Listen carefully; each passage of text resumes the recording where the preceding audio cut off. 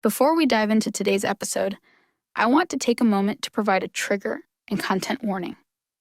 On Smart Talks, we often discuss sensitive and potentially distressing topics, including sexual violence, trauma, and abuse. We understand that these conversations can be challenging and may bring up difficult emotions for some of our listeners. Our full content warning pertaining to today's episode can be found in the show notes. If at any point in time during this episode you feel overwhelmed, we encourage you to take care of yourself, whether that means pausing the episode, seeking support from a trusted person, or accessing resources. Your well-being is our priority. If you or someone you know needs help, you can visit elizabethsmartfoundation.org for a list of resources, or contact the National Sexual Assault Hotline at 1-800-656-HOPE. Thank you for joining us today. Now let's begin.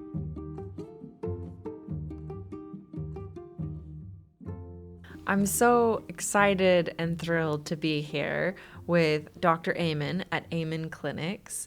And it's a special episode because we're here and because we've just scanned my brain and we're going to be talking about it. But I would love people, first of all, to know how incredible you are. So if you wouldn't mind introducing yourself, that would be wonderful. Well, thank you for being here and thank you for helping us spread the message of brain health. So I'm a psychiatrist, child psychiatrist, adult psychiatrist, father or grandfather or husband, but I'm most known for looking at people's brains. I always ask, why are psychiatrists the only medical specialists that never look at the organ they treat? And 33 years ago, I knew it was wrong. I knew it would change. I just didn't know I was going to be part of the change.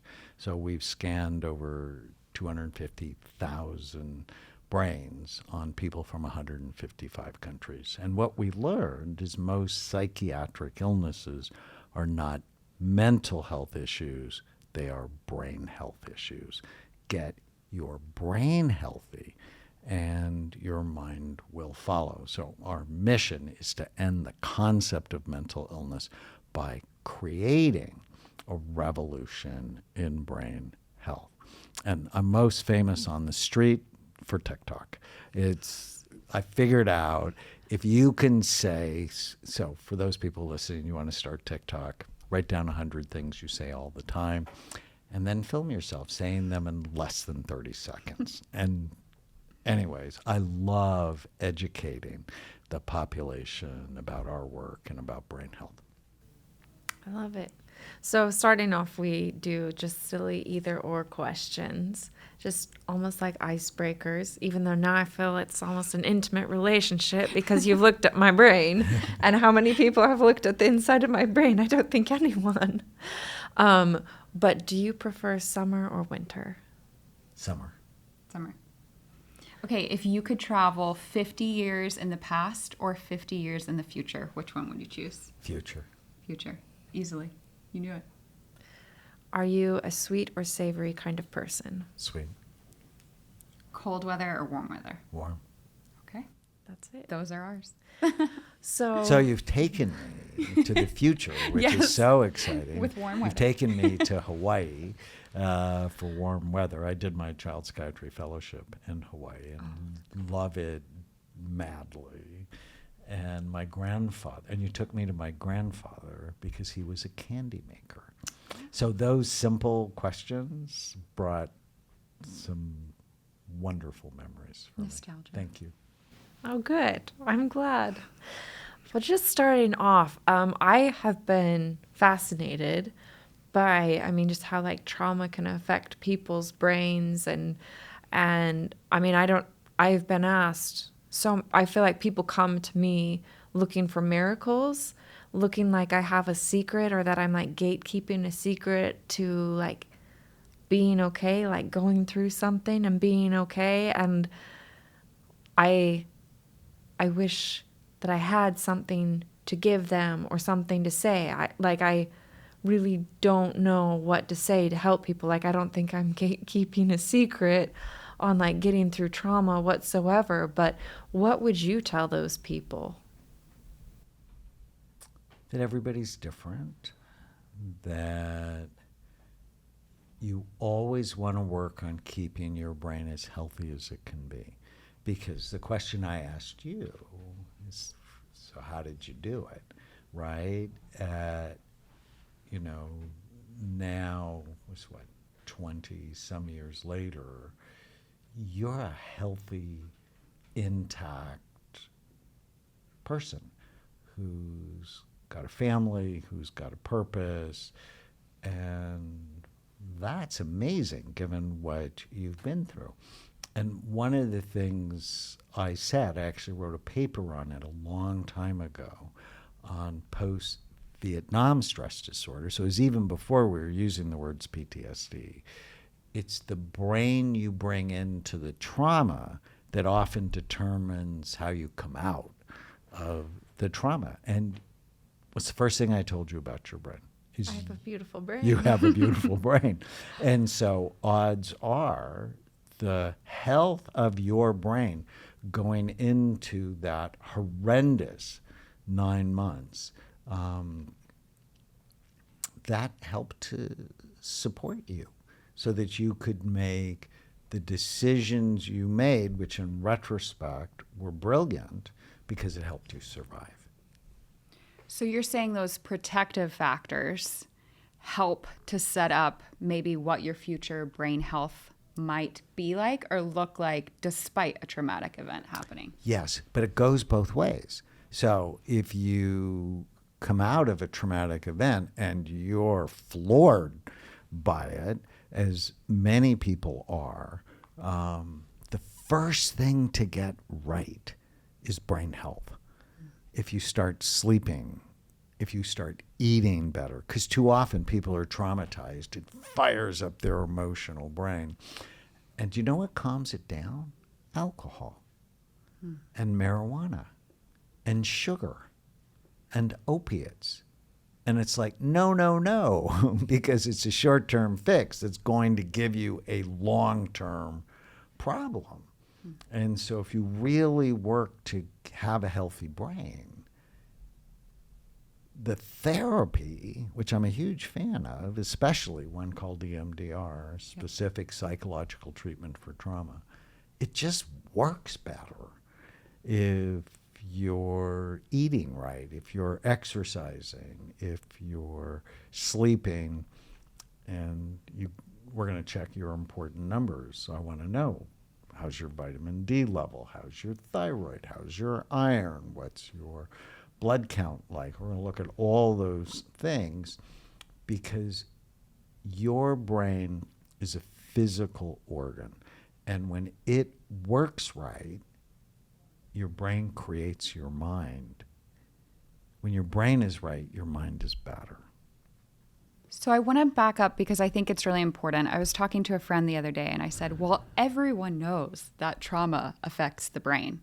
And he was like, no, I didn't realize that, Heather. I don't think everyone does understand that. And I think a lot of people could understand maybe how a serious physical injury could affect, like getting in a car accident where there's blunt force trauma or something to your head. They could understand a physical injury there, but I think a lot of people don't understand that trauma can change your brain as well. So for the normal person out there that might not know this or might not be nerds like us that love to dig into this kind of stuff, can you kind of explain that concept? When you go through trauma, it activates the suffering circuits in the brain. And as we talked about what happened to you, clearly there was intense long-term suffering. Well, sometimes when you activate them, they stay active. And so it leaves this trauma signature long after the trauma's over. I published a new paper today. It's the world's largest imaging study on adverse childhood experiences. So we have looked at over 7,000 patients, and we have their ACE score. And it's on a scale of 0 to 10. How many bad things happened to you as a child? One of the protective things, again, for you is your 1, which happened when you were kidnapped. But if you score 4 or more, you have an increased risk of 7 of the top 10 leading causes of death. If you score 6 or more, you die 20 years early. But you don't have to. And what we saw in scans is it activated those suffering circuits in the brain. The cool thing, I also published a study on EMDR, specifically actually on police officers. It calmed it down because these were all police officers who had PTSD from shooting, being involved in shootings. Wow. So this is maybe a little bit farther out there, but I guess now I'm just like curious. So if someone goes through something terrible, and I mean, I really have enjoyed the book, The Body Keeps the Score, and how like your body can like hold on to trauma and how it surfaces in other ways.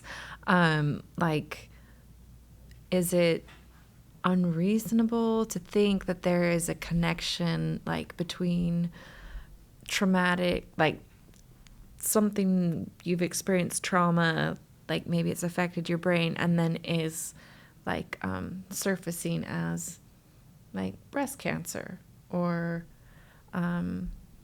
like heart problems?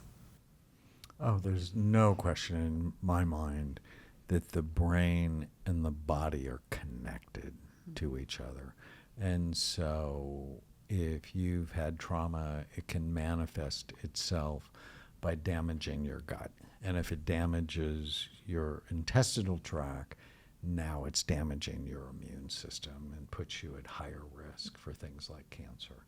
And I think the ACE research shows a higher incidence of cancer, hypertension, heart disease, obesity, depression, addiction.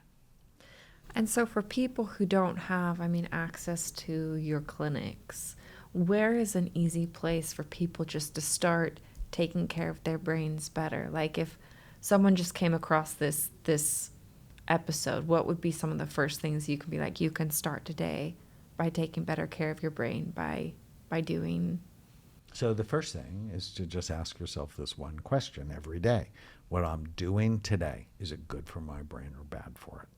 And if you can answer that, and most second graders actually know the answers to the questions, is this good for my brain or bad for it? You just start making better decisions. They can read my book, Change Your Brain, every day.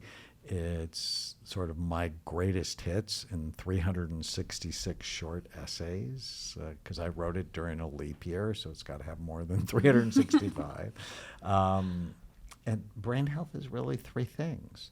It's brain envy. You have to care about it. Now you've seen yours, and you see even how much better it can be, right? So I want you to love it and care for it, and then avoid things that hurt it. You just have to know the list and do things every day that help it. And one of the reasons you have a beautiful brain is you're a runner, which means, because the study I do is called brain SPECT imaging, it's a study of blood flow and activity.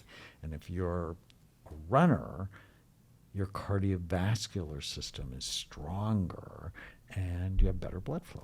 Man, I was thinking maybe this next marathon I might take a break after it, but now I'm feeling like I can't. No. keep doing We didn't talk about this before. I'm not a huge fan of marathons because they're too much stress. Okay, then I will take a break. As you go 26 miles or whatever you're doing, there's a lot of cortisol and a lot of suffering attached to that. So I'm not a fan. I'm a fan of like 5 miles. Like go, have fun. It'll boost serotonin. And the running helps to keep your mind in good shape. When you run, people think of it as an endorphin high. Endorphin blocks out pain. I actually think running is more serotonin high, because when you run, the big amino acids, the big proteins go into your muscles, and tryptophan, which has trouble getting into your brain, there's less competition for it when you run, and it just sort of makes you happy. No, I mean, I would agree. Like, on days that I don't run, I'm a lot more like lethargic. I have like less like desire or drive to engage or to like pursue what I normally would be like, yep, I need to do that, or like I'm gonna reach out to this person, or I need to make that phone call, or like I'm gonna try this new recipe for dinner. Like on the days that I don't do that, I'm usually a little bit more like, not today. And if you ever got hurt and you couldn't run, then I would supplement you with, we make something called Happy Saffron that has 5-HTP, which is the amino acid precursor for serotonin, and saffron, which has been found in 25 studies to help mood, memory, and sex. So I love saffron so much. So you've mentioned with Elizabeth, and you've talked a little bit here about supplements and different things that can be done. I think the concept that I want everyone to hear is that you're saying you can reverse poor brain health. Would that be the right term that you would want us to use? But you can, unhealthy parts of the brain or parts of the brain that aren't as developed or are, what did you say, sleepy earlier, parts that are sleepy, that we can reverse some of that to a certain extent. Can you talk a little bit more about that? Well, I think one of the major principles that underlies my work is you're not stuck with the brain you have. You can make it better even if you've been bad to it, and I can prove it. We did the big NFL study at a time when the NFL was sort of lying. They had a problem with traumatic brain injury in football, high levels of damage. Mm-hmm. But 80% of our players get better when we put them on a simple regimen of multiple vitamin, fish oil, brain boost, and then just learn to love your brain. So people are going, oh, no, I drank too much, or oh, I did drugs, or oh, I had a car accident. I had this woman come up to me. I actually played the video for you guys last night at dinner. And I had an event in our Washington, D.C. clinic. And this woman just comes up, and like you, I had a line of people, and she had my book, The End of Mental Illness, and it was like there was like 100 different tags in it. You could just tell she read this book. It was a loved copy. And she said, "You saved my life," and I'm like, "Thank you." And she said, "No, 20 years ago, or I guess it was 2001, I had a bad concussion playing soccer. And afterwards, I was severely depressed, anxious, and suicidal. And I told myself, if I'm still feeling this way in 20 years, I'm going to kill myself." And at the 19th year, she found The End of Mental Illness. She said she read it. She realized there was something the matter with her brain. She couldn't come get a scan, so she just did everything I write about in the book. And she said, I was better. Instead of killing myself, I went to Hawaii. And then I took your brain health. We have a brain health coaching course, and now I'm helping other people. And that's the whole point. Someone asked me earlier, because I turned 70 this year, it's like, when are you retiring? I'm like, never. Because like, these are the stories that give me great joy. That keep you going. Yeah, but you're not stuck with the brain you have. Every day you are making your brain better, or you're making it worse by the decisions that you make. So someone very close to me has been struggling for a while. And when I talk to her about my, try to, I don't know, almost reason with her, or be like, why this? Or can you explain to me, when I try to share my thoughts or on the situation, or questions on the situation, I mean, she comes back to me and she's like, my brain knows, in here, I know this is wrong. I know everything's wrong. It's right here that I cannot let go of. And so to those people, I guess I'm just I'm curious how it all works. For them, even though she knows everything, she knows all the reasons or arguments. But her unconscious doesn't know them. Okay. So she's disconnected. Her conscious mind is disconnected from her unconscious mind that's still torturing her, that somehow believes she doesn't deserve the goodness, the right things. And so how do you connect them? And that's where masterful therapist, either with something like EMDR, if there is past trauma, in her life, or there's another one I like a lot called ISTDP, intensive short-term dynamic psychotherapy, that really helps you get to what's underneath the conscious thoughts and feelings. I mean, it's just fascinating. It's just so fascinating, like having seen my brain up on the screen and then talking to you, and just, I mean, it's incredible because I feel like it's so easy when someone goes through some trauma and just be like, oh, they need therapy, or oh, they need to go on medication. But I don't hear you discounting that, but I also hear you saying, like, you're not stuck with the brain you have. You can change that every day. And I think that's incredible.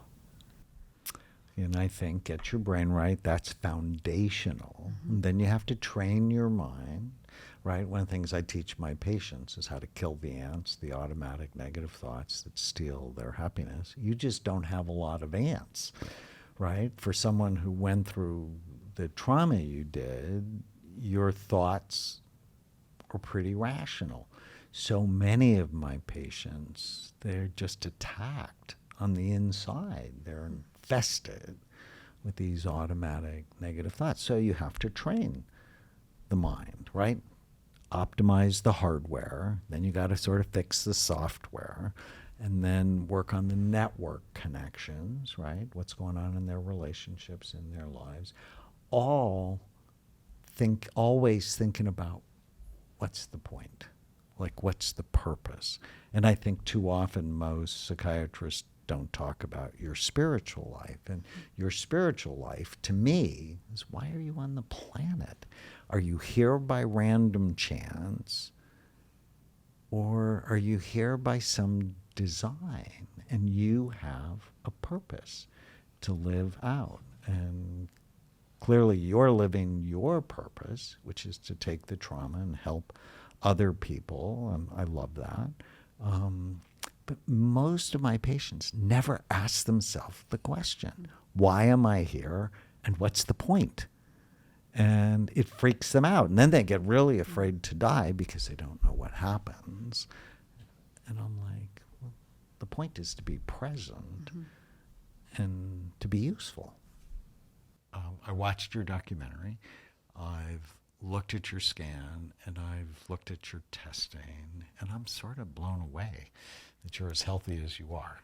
So many people think that if someone goes through a severe trauma, and you and I would agree that was a severe trauma, that it would wreck them, but it didn't wreck you. Why? I don't know. It just, I mean, like, it was hard and it was terrible, and it was the worst 9 months of my life, but I don't know. I felt like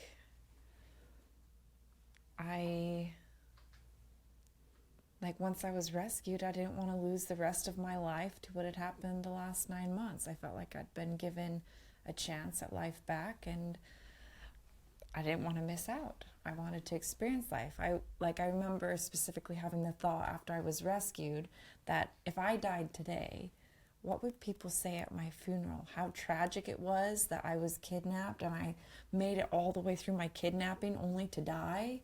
Like, I felt like my kidnapping would play kind of center stage at my funeral. And I remember thinking, geez, when I die, like, I hope people laugh. Like, I hope, like, there's so much more to share than just my kidnapping. And so I guess for me, I've always just wanted to keep living life.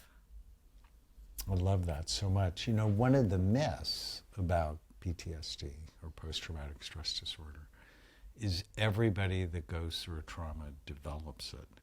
And it seems like that's not true, that a percentage of people do, absolutely, but a percentage of people develop post-traumatic growth.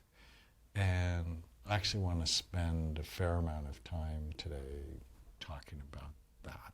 There does become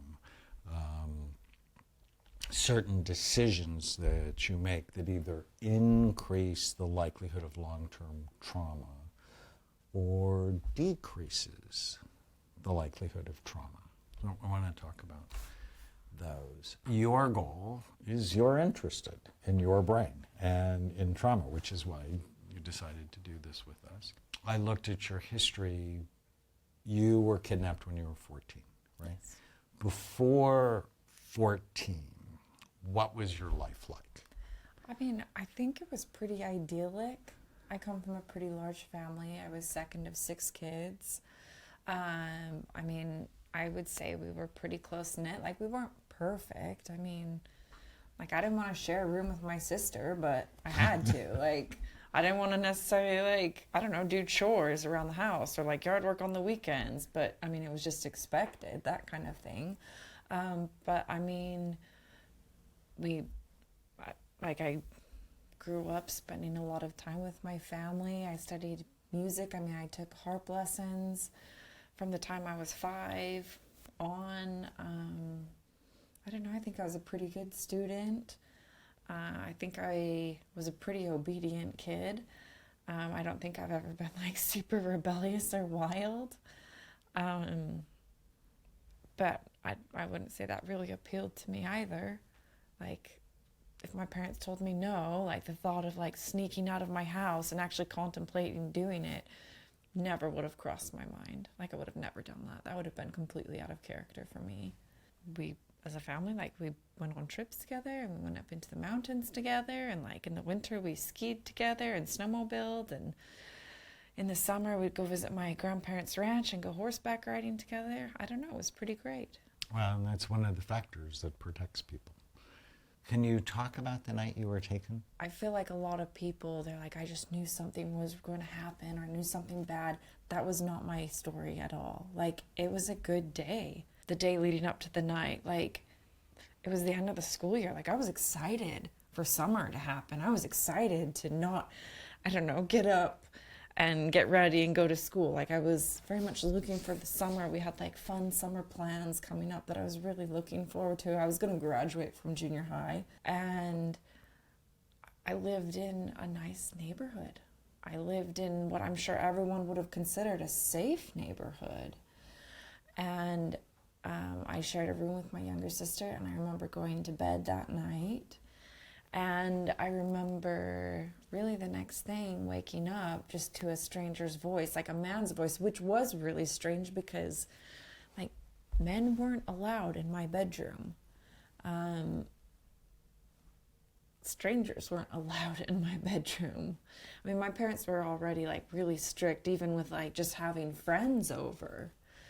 And so, I mean, that was so far from anything that I expected to hear. At first, I just didn't think that could even be real. How could that even be possible? So, I mean, I remember not immediately moving. And I remember him repeating the same words again, which was, I have a knife at your neck, don't make a sound, get up and come with me. And, like, I just remember being scared. Like, I'd never really been scared like that before. I mean, like, before that moment, being scared was doing poorly on an assignment, going to my harp lesson unprepared. I don't know, having my parents tell me to go clean my room and instead just sneaking up and reading my book, and then hearing my parents' steps coming towards it, like really small, trivial things. And so in that moment, I just remember thinking, there's nothing for me to do. I can only do what he's telling me to do. And I knew my younger sister was in bed next to me. I thought she was asleep at the time. I didn't know that she actually was awake watching it happen. And so I got up and I did exactly as he said. I mean, I remember he took me into my closet. I remember reaching for a pair of slippers, but he like specifically pointed out my tennis shoes that I should take. I remember like the path he led me through my home, out through my back kitchen door, and my home Is that how he came in the house? No, he broke in through a window. He broke in through the window. Yeah, he forced it open and cut through the screen and came in. Yeah. And so, but he did take me out the kitchen door, the back kitchen door. What time of the morning was it? It would have been like around between 2 and 3 in the morning. Yeah.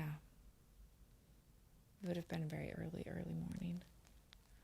And he took me up through my backyard. And that was even before he let me put my shoes on. It wasn't until we were like at the very top of my backyard that he actually like sat down and gave me a chance to put my shoes on. And then I remember from there he took me up into the mountains behind my house, and I mean we were running up into the mountains. And we didn't make it to like his hidden campsite till after the sun was up. I mean, the sun was risen by the time we made it there. And what was he saying to you? There were a few different things that he said. I mean, the two that I guess I've spoken most about have been when I asked him if he was going to rape and kill me, could he do it like close to my home, just because I wanted my parents to know what had happened to me. And I had a pretty active imagination, and I had heard on the news of reports of mountain lion attacks, and there were coyotes up behind my house as well. And so, I mean, I wanted my body to be in one piece. And I remember saying, if you're going to rape and kill me, could you do it here? And when I said that to him, he had looked at me and smiled. He's like, I'm not going to rape and kill you yet. And yet. Yeah, there's a yet there. There's a yet there. And the other question that I remember that was, I guess, stood out more than others was I asked him if he realized what he was doing, because if he got caught, he'd spend the rest of his life in prison. But I remember begging him that if he just let me go, that we wouldn't press any charges. But he responded that he knew exactly what the consequences were. The only difference was he was not going to get caught. Beyond that, he really didn't answer my questions, or he'd answer them in a roundabout way. Like if I said, why are you doing this? Why are you doing this? He'd say stuff like, all will be revealed in due time. If I asked him what was going to happen next, it was kind of the same thing. All will be revealed in due time. At one point, he did tell me he was taking me hostage. And I remember telling him, like, whatever you want, like, my parents will do it. They'll find a way to make it happen. Just let me go. So this is actually a very organized kidnapping. Yes, he had seen me, like, the October, November before. I was kidnapped in June. He saw me October, November, and from the moment he saw me, like, without ever talking to me, without having any interaction with me, he decided I was the one he was going to kidnap. And from that time to the time that he actually did kidnap me, he planned. Yeah. And then the first couple of days, what were they like? They were pretty bad. I mean, when I got there, I was changed. He told me I was now his wife. Like, he tried to marry me. He raped me. He chained me up. I mean, the first day after all of that happened, which happened within the first like half hour of me getting into this hidden campsite, both he and his wife, because his wife was there waiting for his real wife, his legal wife, was there waiting, and both of them had said, you can cry today, but after today you can't cry anymore, and you're not allowed to speak about your family, and your name's not Elizabeth anymore, and you will come to realize that God commanded us to take you, and that you were chosen by God to become he claimed his name was Emmanuel at the time, Emmanuel's second wife. And just those first few days were just like a lot of them justifying what they did by saying God commanded it. The second day that I was there, at the end of the first day, they controlled everything. They controlled how much water I could drink. They controlled how much food I was allowed to eat. They, controlled when I went to sleep. They really controlled every waking breathing moment of my life. And the second, or at the end of the first day, he said, Brian Mitchell, his real name, he said to me, because I was shy and timid, and what 14-year-old would not be in this situation, but he said that it was important for me to realize that I was no better than anybody else, and that we needed to take things all the way back to the beginning.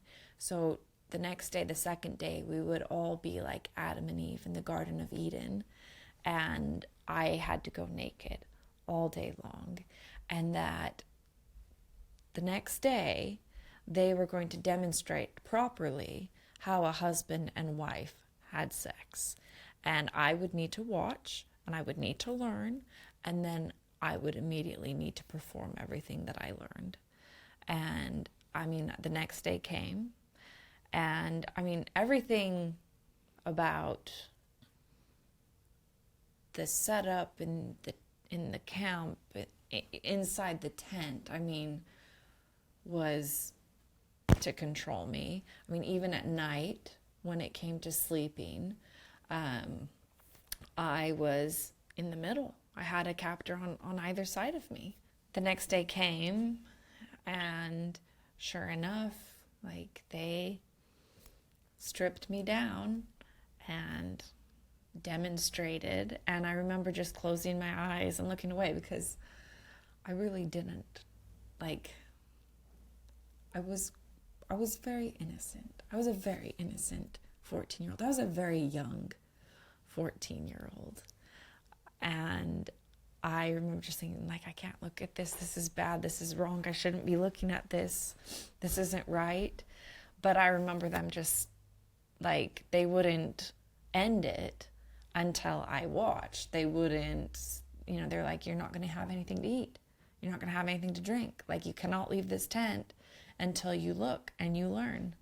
And that's what happened that second day. And what's going on inside your mind? I mean, there was a lot going on. I was raised Mormon, very conservative religion, and like my whole life I had been taught about like chastity and purity and virtue, and really they kind of just seemed to mean don't have sex before marriage. And like I had 14 years of that education, and in the meantime nobody taught me the difference, that there was a difference between sexual abuse and rape versus like actual like loving, consenting intimacy. Nobody ever took the time. It just wasn't really spoken about. It was just, you don't do it. And so, I mean, I felt a huge sense of guilt. Even though I knew it wasn't my fault, I still felt guilt. I felt a lot of self-worthlessness. Like, I just lost my value. Like, one physical act took away all of my value as a human being. I was scared. How could this happen to me? Why did this happen to me? I feel like I felt a little bit of everything, and my brain was going in like 100 different directions. Like, why would someone want to kidnap me? Why would someone want to hurt me? Like, why would he choose me? And what was my family doing? Were they okay? The first morning, like, did they even know I was gone yet? Were they looking for me? What was going to happen? Was I going to be rescued? If I could just hold out long enough, would I be rescued? Would I be worth rescuing if people knew what had happened to me? Or was I a lost cause that people just didn't know about it yet?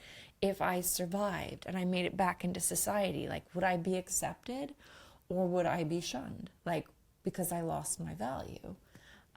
Those were a lot of questions that were going through my mind. So much, right? So much. Were you the first person they kidnapped? Yes.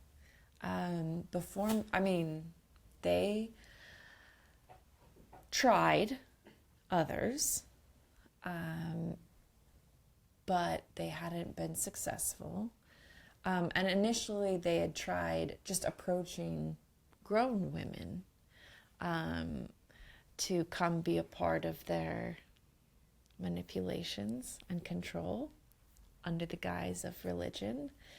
And actually they did convince, they convinced at least one woman to like come be like with them for a bit, but ultimately she did leave. And This is before you? this is before me.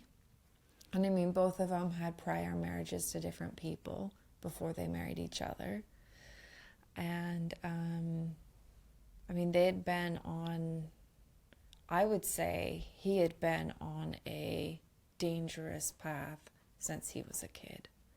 And I think there were, as I've learned more about his history, there were red flags along the way. I did not have to be kidnapped. Like, people could have, if people had taken action based on what they saw of him well before 2002, I would have never been kidnapped.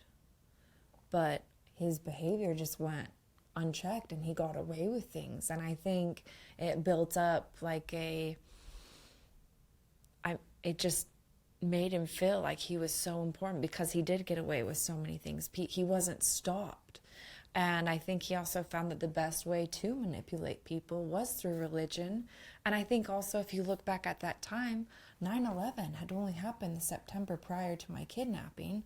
And I mean, I was a kid, but it certainly felt like on the news, a lot of people were really kind of nervous about any form of like religious extremism. And I think my captors took that into account. I mean, they changed the way that they dressed, they changed the way that they acted. I mean, and I just, like, I think back on that time and I can remember jumping, I guess, further ahead during my captivity. On the rare occasion they did bring me into public, just the way that everything about us kind of screams, stay away. I remember walking down the street and seeing people look up when we were walking towards them, cross the street, go by us, and then cross back over. Or people rolling down their windows of their car, and as they drove by, yelling things like Osama as they drove by. So, I mean, I think there was a lot of thought put into gaining as much control of the situation as he could, and in pushing people away. And I mean, even today, I feel like a lot of people are hesitant to push too hard when someone says, well, it's part of my religion. I mean, there might be questions of curiosity, but I think very few people actually will call you out and be like, you're wrong. Your beliefs are wrong.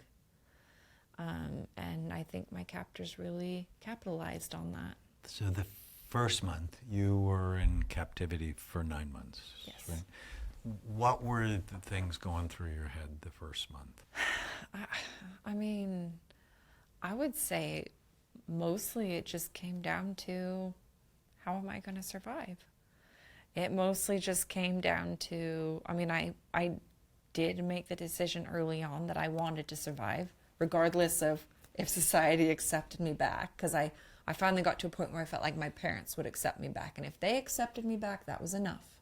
So where did this idea come from, that somehow it was your fault and they wouldn't I mean, accept I knew you? that, like, it was the sexual violence. I mean, I knew that it wasn't my fault. It's not like I asked to be kidnapped. It's not like I asked to be raped. It wasn't like I was, like, actively engaging in it. Right, you're so a good I kid knew up to that this point. was not my fault, but just having had 14 years of like going to church every single Sunday, and I don't know how many lessons, so many lessons, like talking about purity, talking about chastity and virtue, and like there'd be examples like you're like a piece of gum, and if you have sex before marriage, it's like someone chews up that piece of gum, and nobody wants a piece of gum that's been chewed up. Or like, you're like a flower, and if you have sex before marriage, it's like someone's plucking the petals off the flower. Like, nobody just wants an empty stem. So having years of like those lessons instilled in me and those examples, like, What is chewed up gum? Nobody recycles chewed up gum. You throw it away. Like, and what about flowers? Like, I'm not crafty enough, I suppose, to know. I'm sure there's something you could do with them today, but I don't know what it is. Like, but once a flower, like when I'm given flowers, like I love them. I love flowers, but you know, once they So have there dropped was their petals not- and died, like I throw them away. So there was not a big focus on grace and forgiveness and the woman at the well and I Mary mean, Magdalene. I don't think anyone would say there wasn't. It just, the dots just That's weren't not what connected. stuck with you. That was not taught. Yeah. Which is so sad. And so, I mean, I very much felt that my worth was tied to whether or not You I were was chaste. a virgin, chaste, yes, before marriage. And you decided to survive. Yes. And so, at least in the documentary, Yes. what I watched, you were cooperative, as you could be, right, with what you knew. And do you think he was psychotic? Like, no, I don't think he was crazy. I mean, maybe You there's a thought he different... was evil. I thought he was evil. I think he found a really effective way of manipulating people around him. And I think that's what he loved. I mean, I think he loved being able to control people. I think that's why he liked, like, I think that's why he liked kidnapping me or having me, because he could control everything. Like, he could control absolutely everything about my situation. And I think that's ultimately what he loved. He loved having like a sense of power and a sense of control over other people and a sense of self-importance. I think both of them loved that. I mean, they used to get into terrible, terrible fights. Like, my parents disagreed growing up, but I had never heard them like just absolutely like screaming and wailing on each other. Like, sure, if they disagreed, like we were aware of it, but I never heard them just like berate each other or anything like that. I never saw that kind of behavior. So then when my captors, like, they just, like, Wanda Barzee, his wife, like, she just would like yell at him because, and it was typically over me, because I was jealous that he was looking at me, or that he wanted to rape me and not be with her. And but I don't think she hated me, because I think she got that same sense of satisfaction because she also got to boss me around. She also got to like have a degree of control. And so they would just yell and fight with each other until finally he would like he would calm down, and he would then turn around with just like the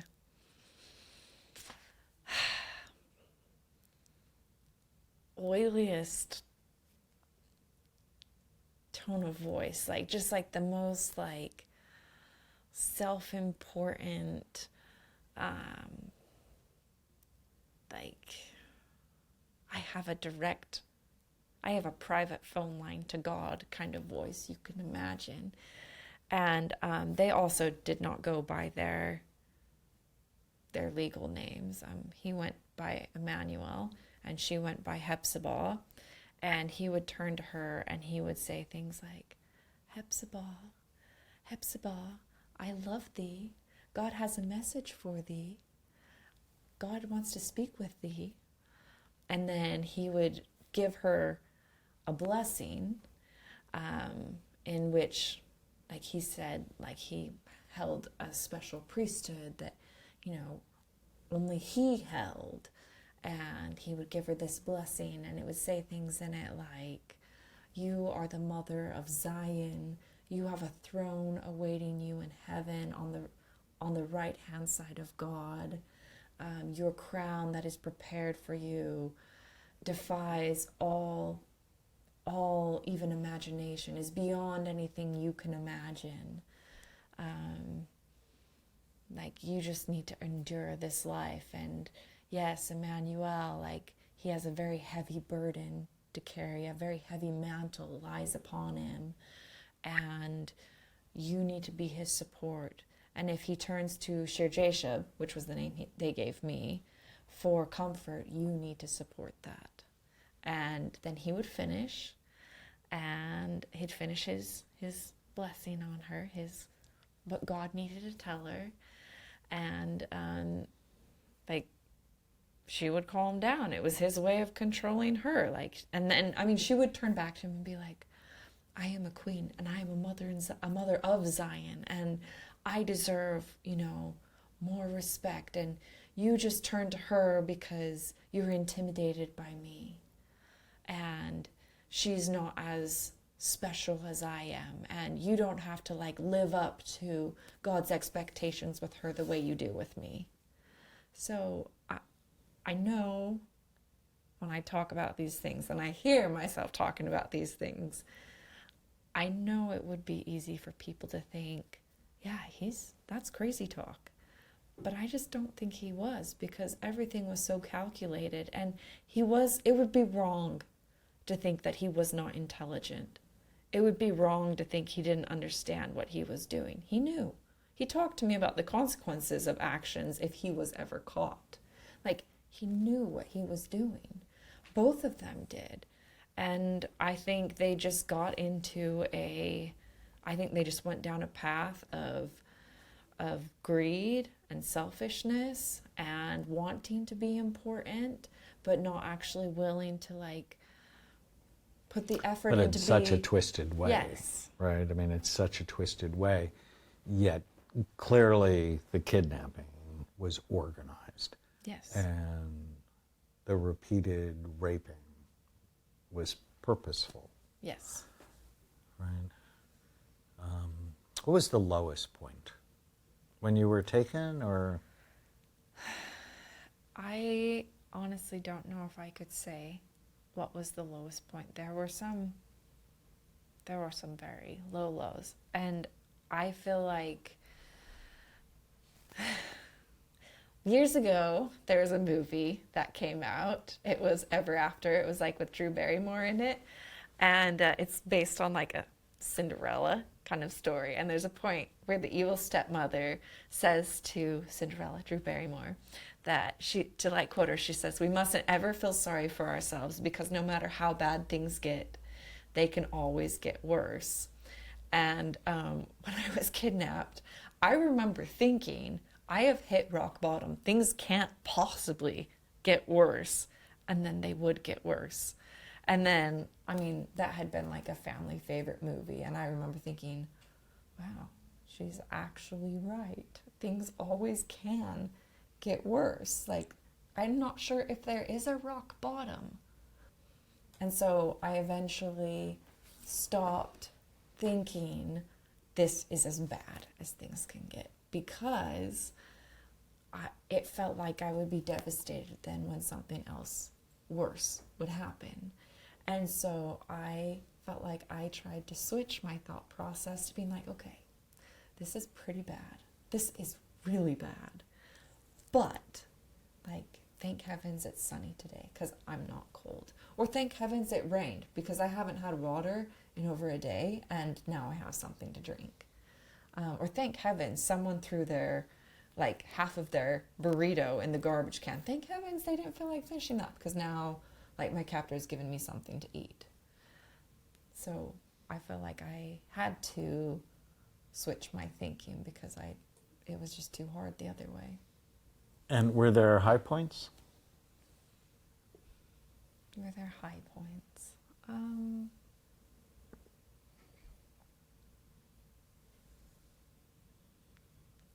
I don't think I'd ever say I was like happy with them.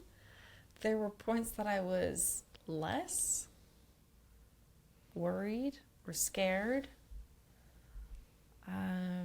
There were points that like like the first time they ever brought me out into public, I remember feeling hopeful that something good would happen, that maybe I'd be recognized, or that this could lead to my rescue, or maybe even I'd just get a glimpse of like my family, because I wasn't far from my home. I was only like 3 miles, a little bit over 3 miles away from my house.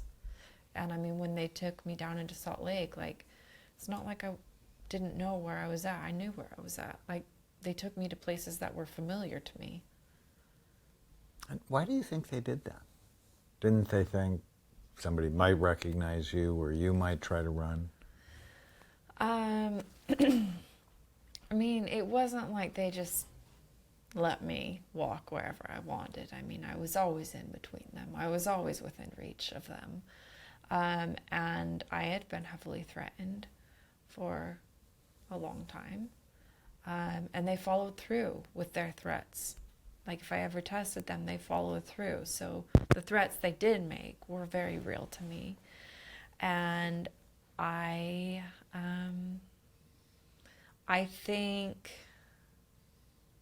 it comes back to like that power rush and that control rush that he got, knowing that Salt Lake City was so heavily invested in the search for me, that so many people were looking for me. I think he like got a real high off of parading me through the streets without people actually critically looking at me, or just being like, oh, they're like And they're when religious he brought you freaks. back to camp, would he be high off of that?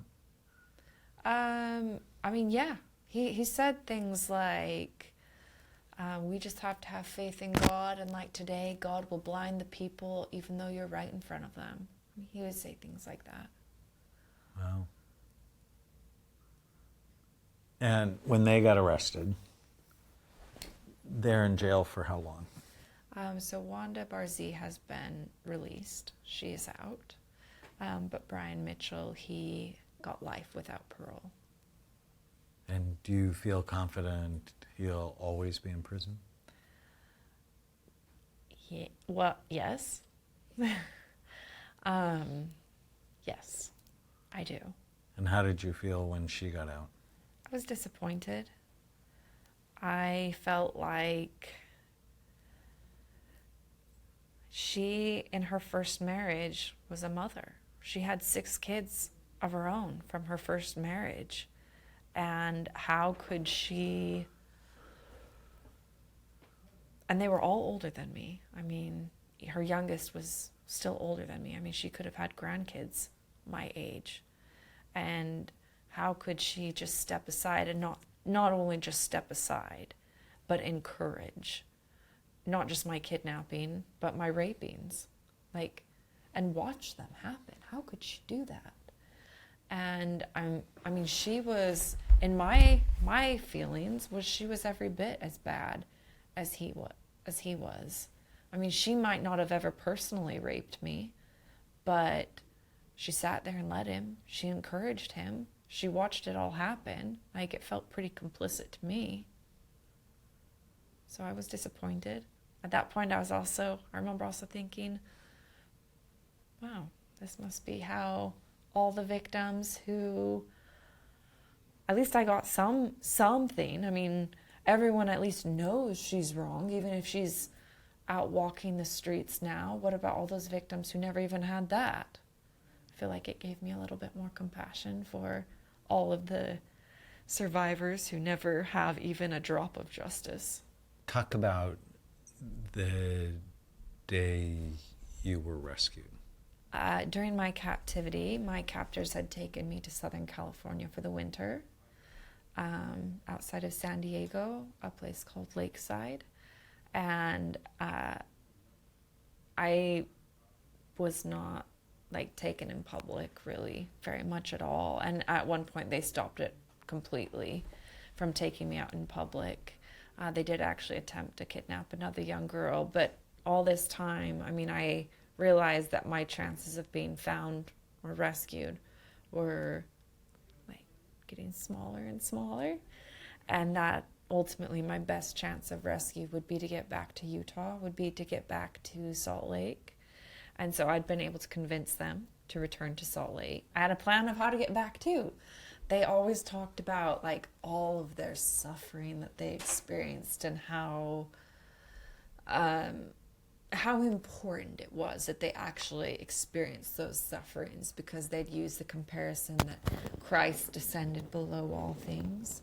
And so it was important that they descend below all things before, just like Christ was exalted, they need to experience that before he could exalt them as well. And so I listened to 9 months of them talking about their suffering and trials that they experience, even down to silly things like giving up a car, then relying on public transportation, then taking it a step further and having to hitchhike. And so I thought, well, what better way to possibly put me in contact with as many different people in an environment that's not controlled by them, that's, whoever picks us up, it's their environment. Like, surely they'll notice, like, this is not okay. Like, this is not normal. This whole dynamic of the three of us, someone is going to notice something. And so I framed it the same way, like, you've shared with me like your experiences of suffering and your trials and tribulations, and as I've been growing and learning, I feel like this is something that I need to experience as well. And I think that I need to learn to have faith that God will provide a way. And I think it would be good for us to experience, good for me to experience what it is like to put my faith completely in God and rely on complete strangers to pick us up and take us to our destination. And that's how it was decided we hitchhiked back. So we hitchhiked back, and it was the first day we made it back to Utah. We were walking up State Street in Salt Lake City. They'd taken me into a Walmart because it was their plan that once they got me up into the mountains, that they were never going to bring me out of the mountains again once they got me up to the hiding spot. And so it was March. I mean, it's still cold. It's still snowy, muddy. Definitely where they would be taking me there, it would be very cold. It would be very, very cold. It would be very muddy. There probably would still be snow on the ground where they were going to be taking me. And so they needed to get supplies. And of course, that was not actually paying for it. It was just straight up stealing it. So we went into Walmart, and I remember him grabbing like sturdier hiking boots and like some, actually now that I'm thinking about it, I want to say I don't think they grabbed blankets. He had some things he wanted to grab. I remember the hiking boots. I want to say he wanted to grab sleeping bags, but I don't know if he actually did.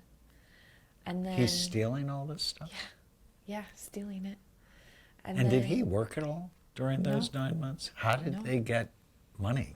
He either stole what he wanted, or he would just go out and panhandle. He called it ministering, because the true disciples of Christ would recognize him for the prophet and the Davidic king that he was, and they would provide for him. So he called it ministering, but it was panhandling. There is a shade of craziness in there.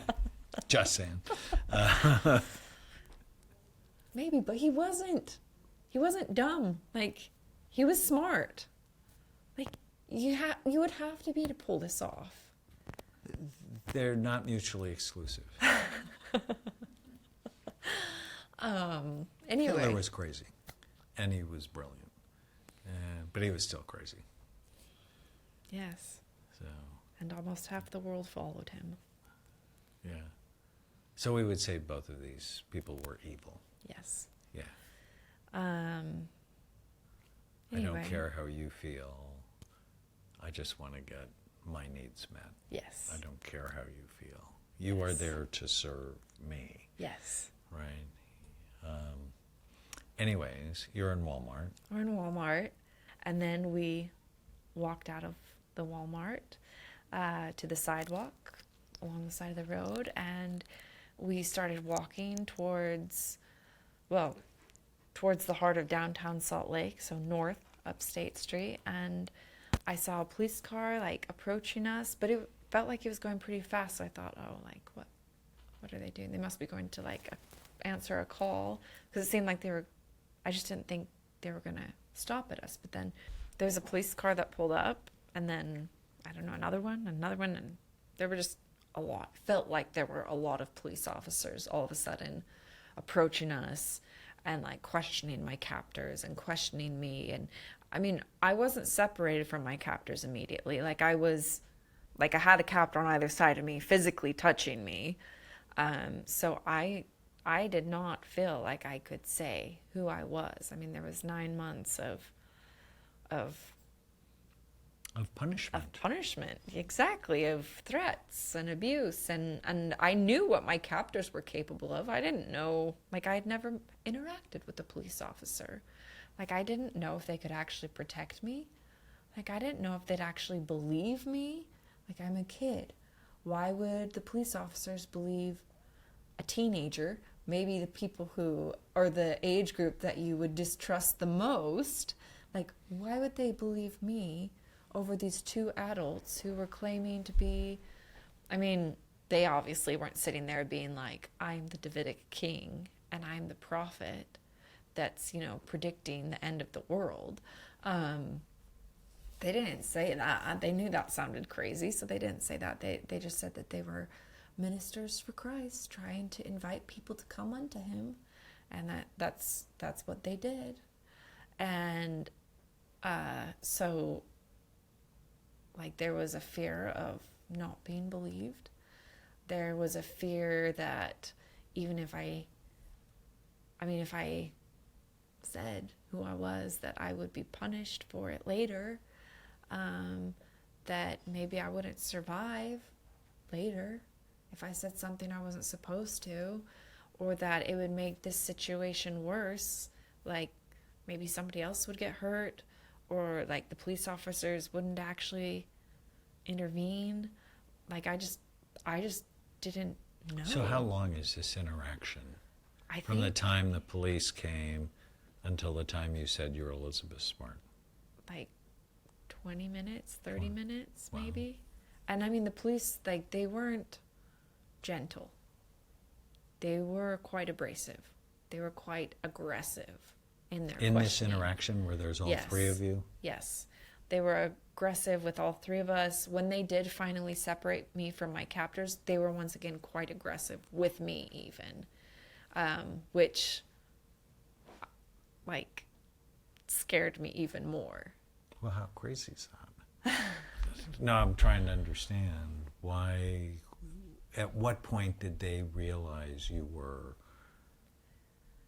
who they thought? I think they... Because that's the reason you got all those police officers at once, is somebody said they thought they saw Yes. Elizabeth Smart. I think they had multiple people call in about the three of us. It was the same. And it was, I mean, the investigation, by this point, my little sister, she had finally come forward and said, I think I know who kidnapped her. It's this guy. He came and did some yard work. I think he's the one that kidnapped her, which is quite interesting because from my understanding, from when my parents have told me about it, was that when she said that, the police didn't really want to believe her. They were stuck on it being this other guy who had had a brain aneurysm and died in prison. They thought it was him. And so they didn't really want to believe my sister. And my dad was like, she was the only one that was in that room that night that saw this person. Like, and you don't want to believe her? Like, she is the only one that could possibly give any direction in this case. So how traumatic for her. Yes. Right? One, to see it happen, and then two, to not be believed. And so, yeah. And so my dad, like, insisted on having a police sketch artist, like, try to sketch him. And so my dad and I think two of my brothers did like composite drawings.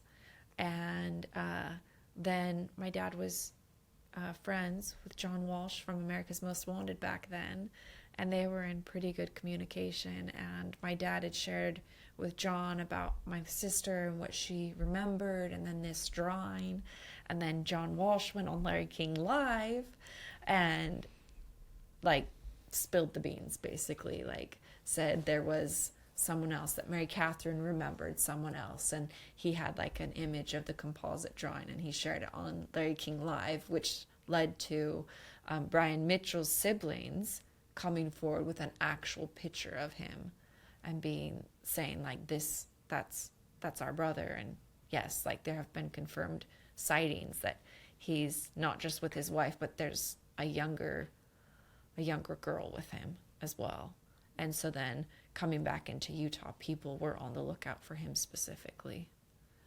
And so then when these people are calling in and saying, I just saw Brian Mitchell, but like it was just, everyone thought that I was the young girl with him, which of course I was.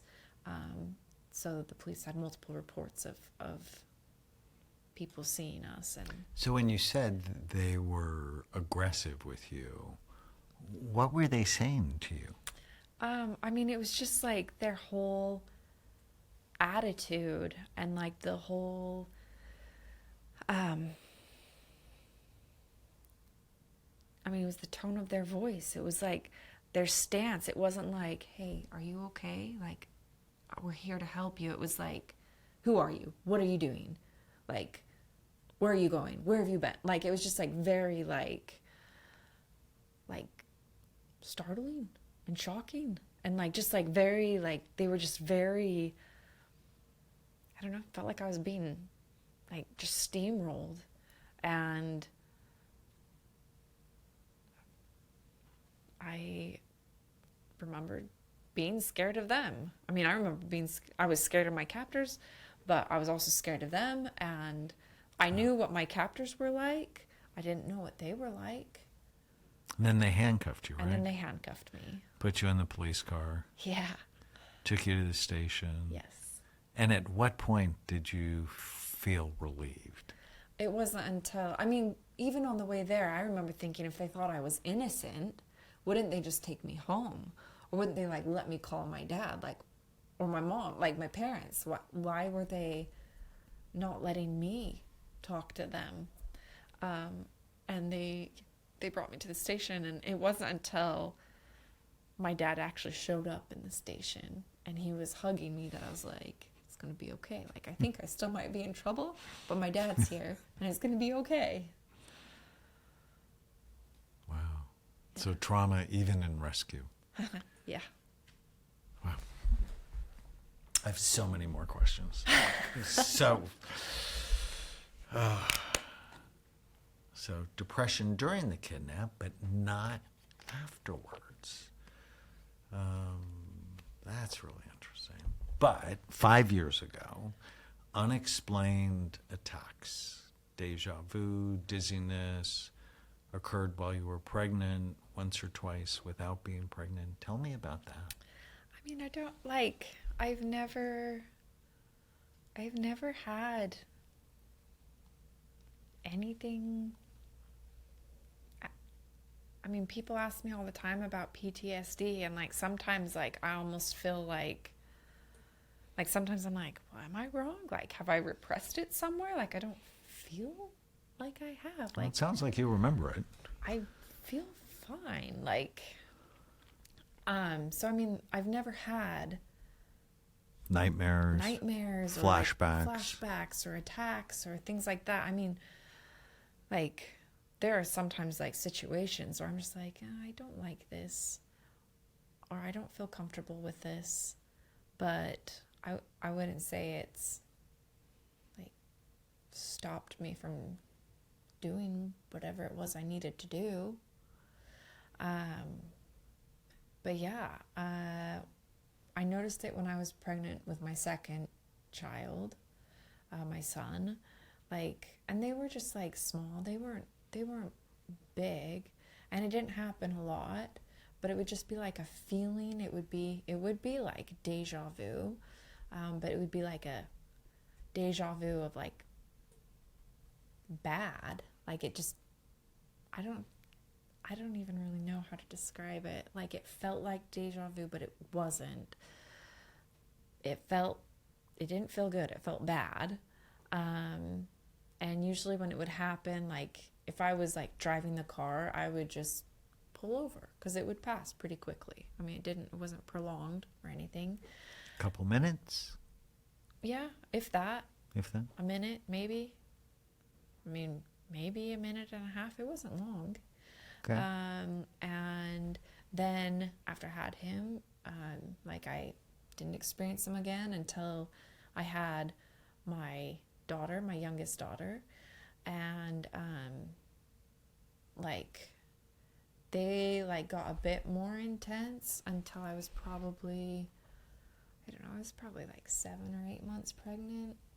And I remember like I had gotten up that morning and I had gotten my oldest like ready for her little preschool that she went to, and then like I went to go get in the shower, and like I think my son was like taking a nap, or he was like, we had a nanny and he was with the nanny, and I went to go get in the shower, and then I remember being in the shower and I could just like feel it like coming on, and I was just like, okay, like I'm gonna get out of the shower and I'm just gonna go lay down in bed and it'll pass and it'll be fine. And I don't actually remember getting out of the shower. I don't remember like wrapping up in a robe or like putting a towel on my hair. I don't remember making it into my bed, but I remember waking up in my bed and not knowing really how I had gotten there, not knowing where my 2 other children were at, not even really being able to articulate my speech, which like I've never not been able to do that. I've never like lost my power of speech before. And I remember calling my husband in the UK, and like he was like asking what was wrong, but I just like felt like I couldn't even, I don't know, I just felt like I couldn't strongly speak. And so, I mean, he was in a panic. He's like, I'm getting on the next flight. He called up my mom and told her to come get me and take me to the hospital. And she did. And I mean, by the time I got to the hospital, even like, it was not even the hospital, first of all, it was just like the clinic, maybe 10 minutes away. Like by the time I got to the clinic, I was fine. But they're like, oh, you're pregnant. Oh, you had something in your brain. Go on. Like, we're going to take you down to like the University of Utah hospital down in Salt Lake. And, you know, we're going to check you out there. And I mean, I was fine. Like, they checked me out. They just came back and they're like, oh, have you been hit in the head? Like, have you like played like contact sports or anything? I was like, no. And they're like, oh, we can't find anything wrong, but you just have, I think they said it was like 9 or 10 scars on my brain. And they're like, that's not typically consistent with people your age. And that was it. Well, that's important. You know, you don't get that from playing the harp. No, they're like, we usually see this in like NFL football players or like someone who's lived a very long, Your brain doesn't look anything like my football lengthy players. life. And they're like, oh. That is interesting, though. So what's happened with the rage? The rage? The rage. Like rage against what happened to me? Yeah. I don't Where did that go? think I'm like a very angry person. No, you're not an angry person. You're a lovely person. Like there's nothing. That's got to make you furious. But like, there's nothing that I can do. Like, I'm not a violent person. So even if someone put a gun in my hand and was like, here's your shot, shoot him dead, 0 consequences, like, I don't actually think, unless my kids' lives were on the line, then I probably could pull the trigger. But I don't think I could actually pull the trigger for me because I'm alive. and like I have a good life. Did you testify at the trial? I did, yeah. How was that? It was hard. It was hard. I mean, I didn't speak about what happened to me for years. It wasn't until the trial that I felt like everything really came out. And you really didn't get therapy for this, did you? No. I read you went 3 times. Yeah. And that was not for that was for something else. That was for something else. Yeah. So afterwards, your folks didn't go, she should see somebody. They did. They did. They were worried, but I didn't know what therapy was at the time. Like, the day after I was rescued, I was brought to a children's justice center, and I didn't really know why I was there. I just knew I didn't have a choice in it, which I was not happy about. And I was brought in there, and I mean, kind of from the get-go, I felt, well, I was upset from the get-go because I didn't want to go there to begin with, and I felt forced to go in there. And then when I got there, I mean, they, like the people that ran the place, I know they were trying to be kind. Like, I know they were trying to be like compassionate and everything, and like trying to like make it an easier experience. But to me, it felt a little bit demeaning because like they brought me in and they opened this door and it was full of like stuffed animals. To this room was full of stuffed animals, and they're like, you can choose any stuffed animal you want. You might want to hold one, while you're in this room. And I just remember being like, no, I did not have a stuffed animal to hold during my captivity. Like, what the hell do you think I want one now for? Like, no, I don't. I survived without a stuffed animal. I will be just fine. If I can survive that, I can survive anything. I don't need a stuffed animal. So I felt a little bit frustrated, angry over that. And then I was brought into a room, and I was left alone in there with these 2 men, which I was scared of men. After what had happened, I was scared of men. And they were clearly religious, like they had, you could just, some of the things they wore indicated they were religious men.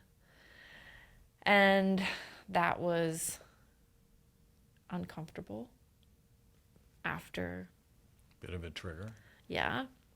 And then they were asking me very detailed questions, and they wanted me to give detailed answers, but they were introduced to me as psychiatrists. And once again, I didn't really know why I was there. So because they came with the title of psychiatrist, I thought that was similar to therapy, when really they were interviewing me because my parents were told that if they did, they could stand as proxy for me in a trial. Of course, that didn't happen, but that was my first interaction and experience with psychiatrists. And so at that point, I was just like, no. And there was another part of me that was just like, I don't want to talk about what happened to me.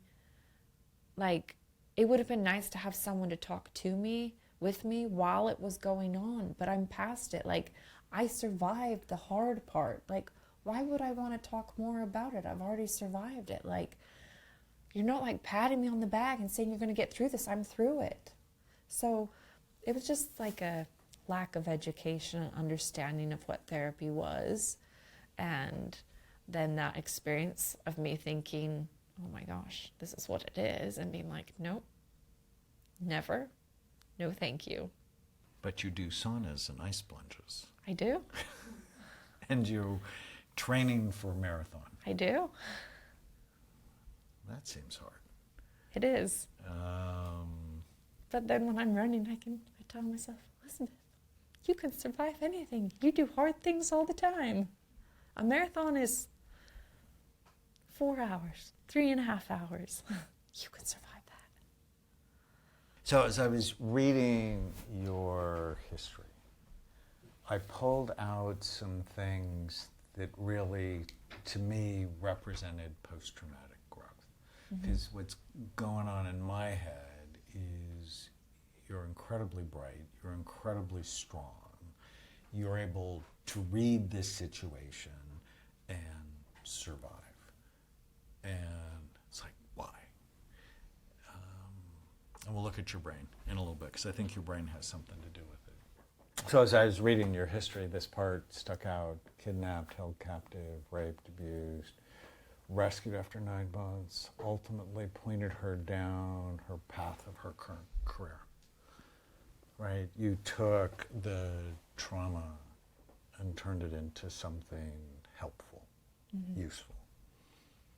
Her life changed dramatically after being rescued, learning to listen to her gut more, helping her be more compassionate and more patient with people. Learn to recognize how not everyone can easily articulate exactly what's going on or what they're feeling. I just love that. Affected you in positive and negative ways. And you feel that people are not talking about the difference between rape versus consensual sex, which is why you started the foundation. Can you talk about the foundation for a bit? I mean, yeah, I feel like there's just so much, there's just such a lack of education. I mean, I've met so many victims who don't even I feel like they show all of the behaviors of being a victim, but they don't realize that what happened to them was actually rape or was actually a crime. I mean, because it came from a husband, or it came from a boyfriend, or it came from someone that they knew and trusted. And so they never used the word rape. And I just feel like there's a hole in education. There's a big hole in education. And so I don't want what happened to me to happen to other people. And I've heard too many people. I mean, I speak a lot, and I share my story a lot. And whenever there's an opportunity to mix and mingle with the crowds afterwards, I always have someone come up to me and disclose to me. I always have someone say, I've never told anyone this before, but the same thing that happened to you happened to me. Or people compare their trauma. They'll be like, oh, something similar happened, but nothing as extreme. And like all of these things, I don't think you'd probably be best to answer this question, so maybe I'll just turn it back on you, but I don't think you can actually compare trauma, because I think we're all different. And I think, what might be big for someone might not be big for someone else. I mean, like my parents divorced about 4 years ago, and that was really, really hard. But other people I know who've gone through divorces, or like their parents have gone through divorces, they're like, oh yeah, they fought all the time. It was a relief. Like I was so happy when they got divorced. But for me, like that was hard. And so I'm not saying like my kidnapping was easy. It wasn't easy.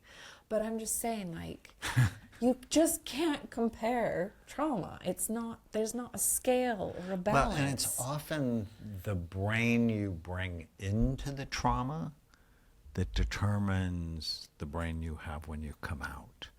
So I wrote my first professional paper in 1982. It's called Post-Vietnam Stress Disorder, a metaphor for current and past life events. And I learned very early in my career, it's what you bring into the trauma that often determines what happens after it.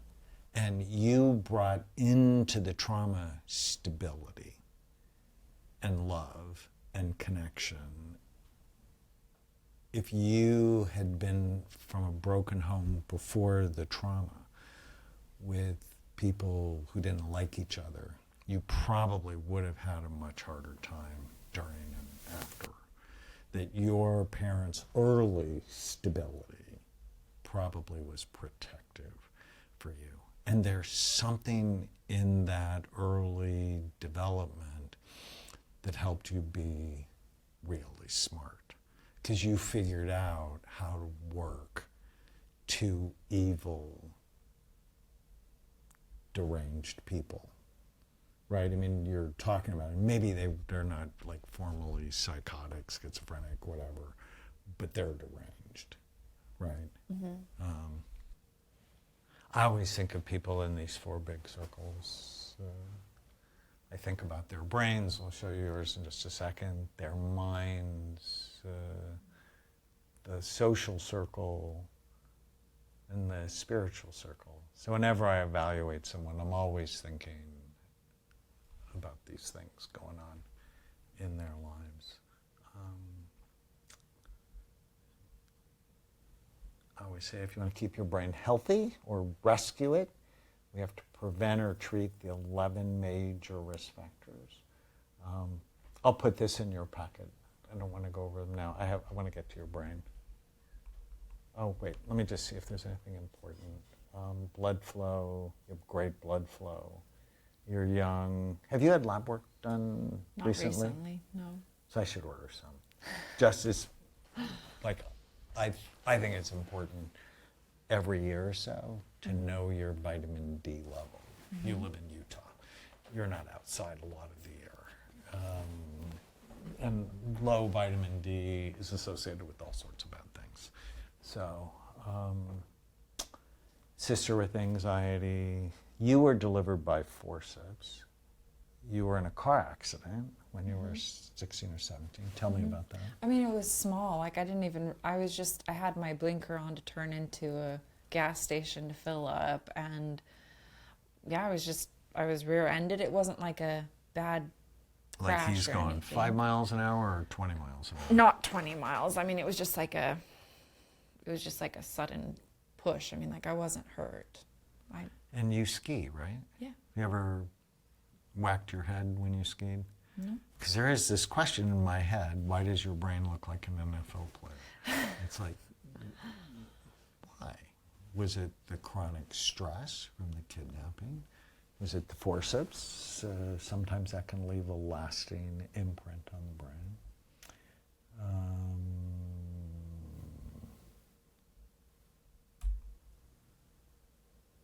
What was the alcohol consumption during the kidnapping?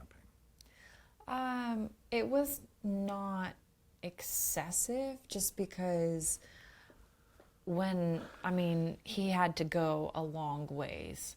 It was a very difficult, trail to hike. It was a very difficult location to get to, and to go all the way down into the city.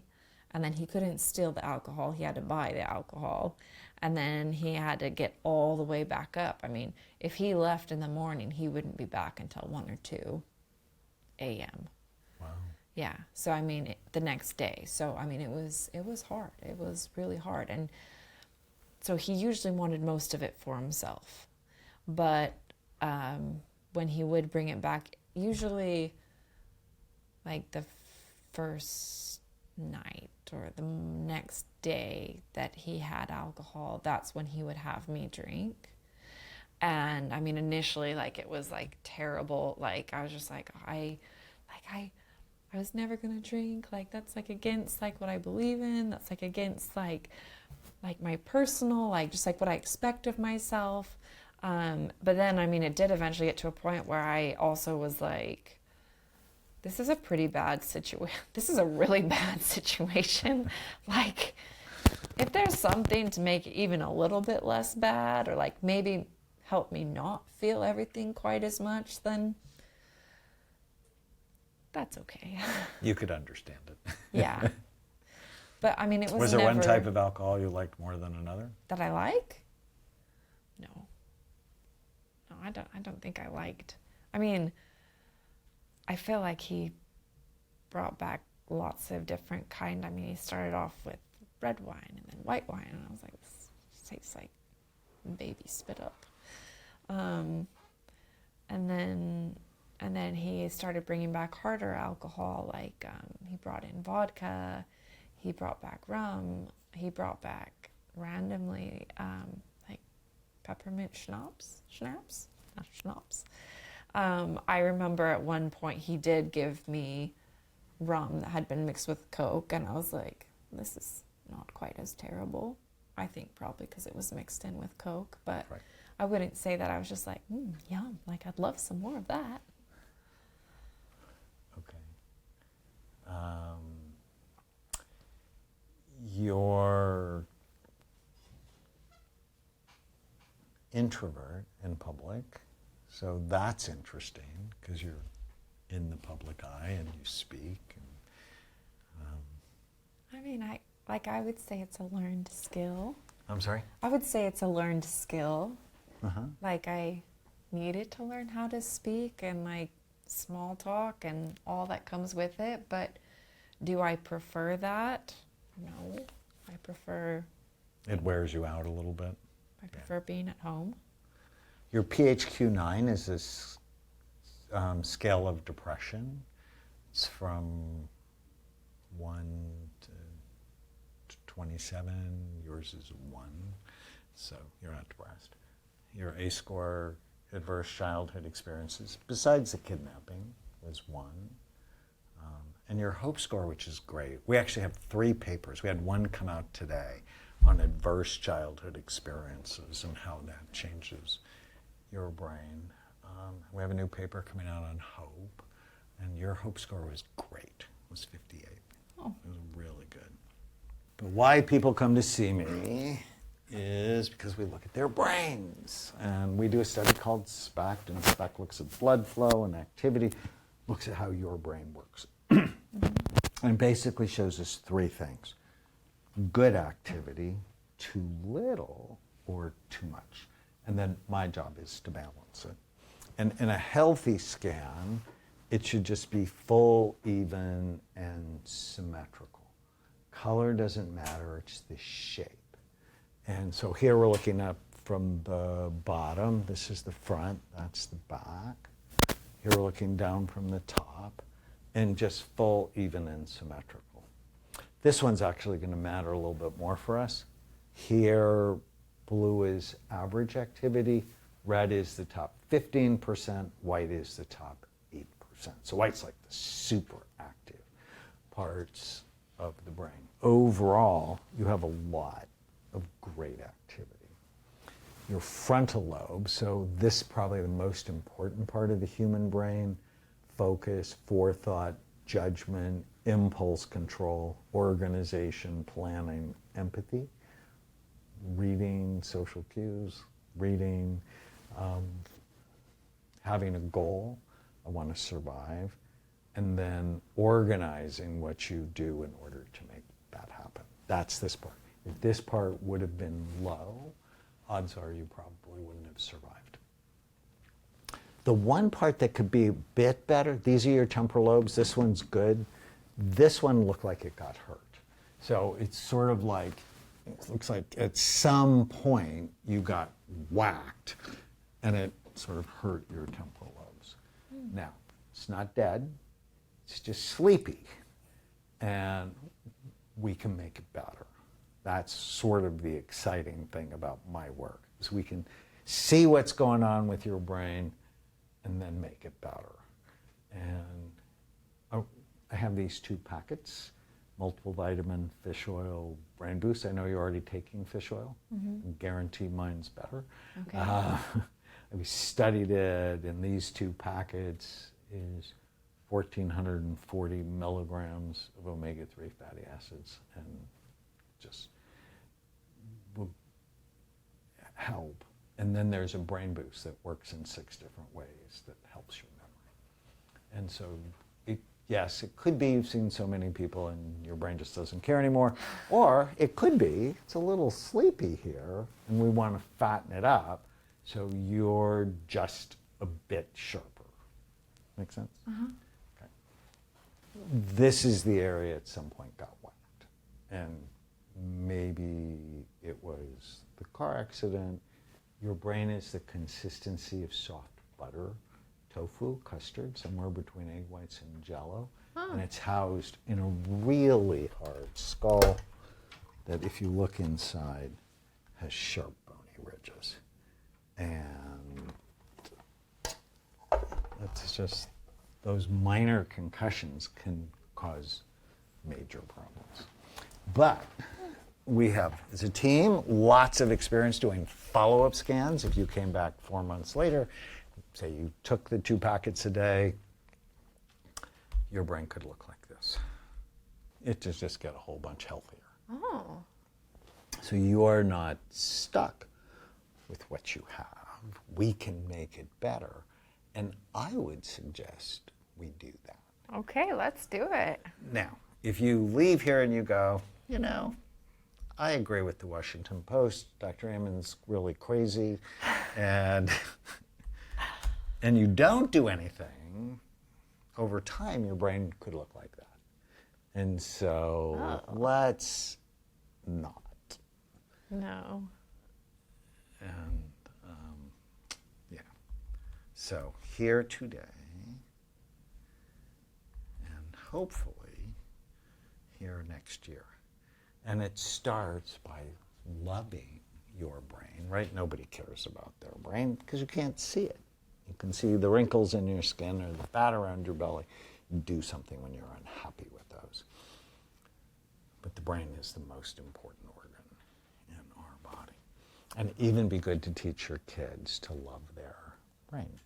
And so you just play a game with them. When my daughter Chloe was little, we called it Chloe's game. And it's like, is this good for your brain or bad for it? So if I'd say blueberries, she'd go, are they organic? I'm like, of course. She goes, God's candy. If I said avocados, she'd go, God's butter. I said, talking back to your redheaded mother, she'd go, very bad. Okay, so now that we have this, let's look at the active view. Because this is where we can do something about it. So remember, blue is average, red is the top 15%, white is the top 8%, which should be here in your cerebellum. And your cerebellum, despite running a lot, is sleepy. So I want you to do coordination exercises because that will start to activate it. Running really isn't a coordination exercise. No. It's just like one foot after the other, sort of straight. So table tennis, my favorite sport. Tennis, pickleball, something like that will help activate this, and that will help. Your emotional brain's pretty busy. When I talk about PTSD, I always talk about the diamond pattern in the brain, and you sort of have it. If you look at it, it sort of looks like a diamond. Here, you like things a certain way, not terribly anxious, and this can impact your mood. Does everyone have a diamond pattern? Because I feel like to some degrees, everyone experiences some kind of trauma in their life. Yeah, but not everybody has the diamond. A lot of people have the diamond. But you didn't get out of my family without some trauma. So, I think the most important thing after listening to you, coordination exercises and some simple supplements. And whatever you're doing, it's working because you're awesome. That's it for me, like coordination exercises and supplements. So, my impression of you, post-traumatic growth. I mean, I think you're awesome. You're doing great things in the world. If you get any more of those attacks, I want to know about it. Okay. Right? Because I'm really curious what those are. And you should send me your MRI so I can compare it to your SPECT scan. We can actually overlay them and analyze them together. Like, how do I go about getting your brain does not. All you just have to ask the hospital. Oh, okay. Say, please send my MRI on a disc to Dr. Amon. Okay. And Natalie will give you our address. And you've never done EMDR. No. I'm a huge fan. I've actually had 2 sessions today. I love it so much. But you're not symptomatic, so I don't think I would do that. Okay.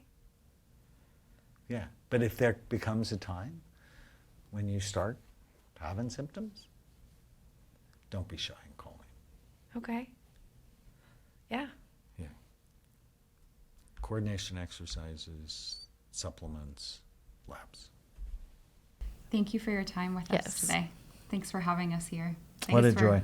It's been amazing. showing us Elizabeth's beautiful brain. That's it for today's episode of Smart Talks. Thank you so much for joining us as we dive into these important conversations about creating a safer, more compassionate world. Remember, sexual violence affects so many, but together we can make a difference by raising awareness, supporting survivors, and advocating for change. If today's episode resonated with you, or if you know someone who would benefit from hearing this, please share it with them. Let's keep the conversation going because every voice matters. You can find more resources and ways to get involved on our website at elizabethsmartfoundation.org. And if you're able, consider making a donation to help us continue our work to end sexual violence and support survivors. Every contribution, big or small, makes a huge difference. And we'd love to hear from you. Connect with us on social media. You'll find us on Instagram, Facebook, LinkedIn, YouTube, and TikTok. Leave us a review from wherever you're listening. Your feedback helps us to improve and reach even more people. Thanks again for being here, and until next time, remember that each voice can spark change, and together we can make the world a safer place for everyone.